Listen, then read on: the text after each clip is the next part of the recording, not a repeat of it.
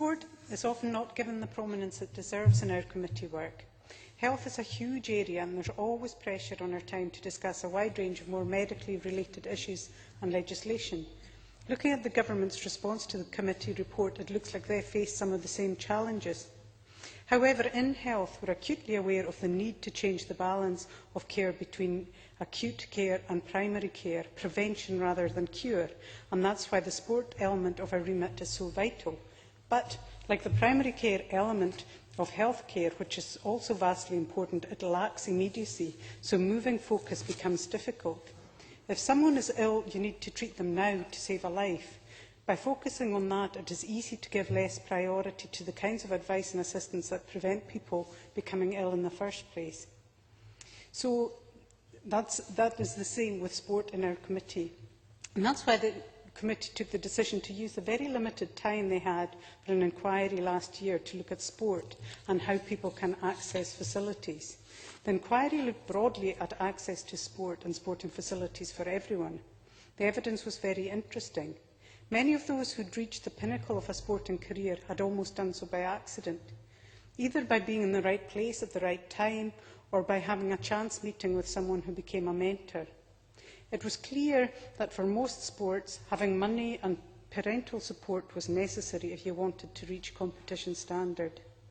There were, of course, exceptions to this rule, but they had a pretty tough time and a huge amount of determination.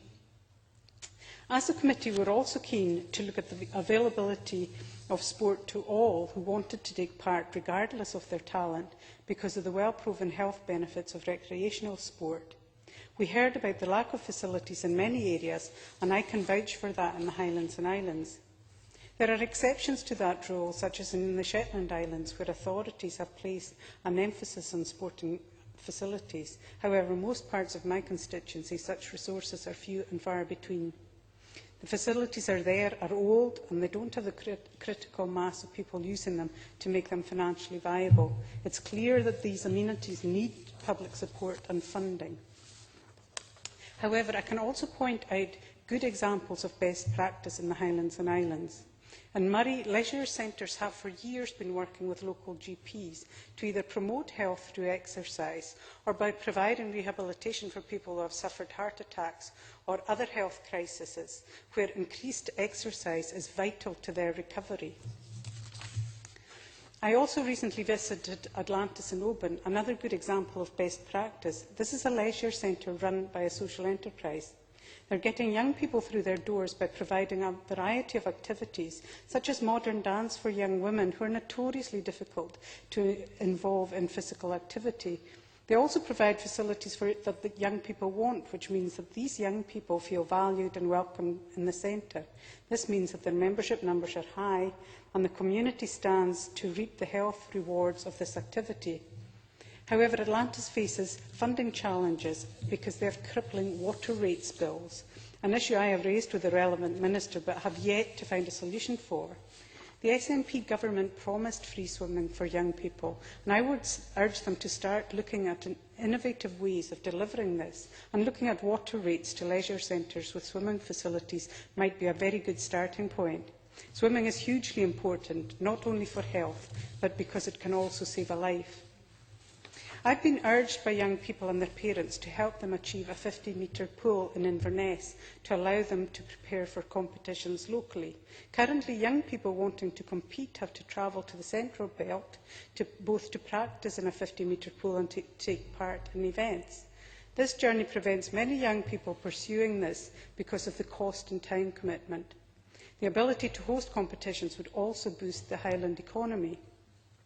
I contacted Scottish Swimming very briefly. Aileen Campbell. I wondered if you would congratulate the Scottish Government in managing to achieve to get a 50-metre pool in Aberdeen, something that the Labour Party never managed to achieve. Rhoda Grant. I am coming to this point, and I maybe don't greet it with the same enthusiasm as you do, and I'll explain why later on. Because having contacted Scottish Swimming, they pointed out indeed that they have two priority areas for a 50-metre pool, one in Aberdeen and one in Dundee.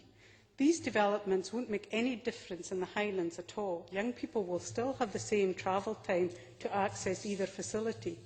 However, the travel time between those two priority areas are so close that each city would benefit from the other, and I would ask the Minister to look at rebalancing these priorities. This is especially important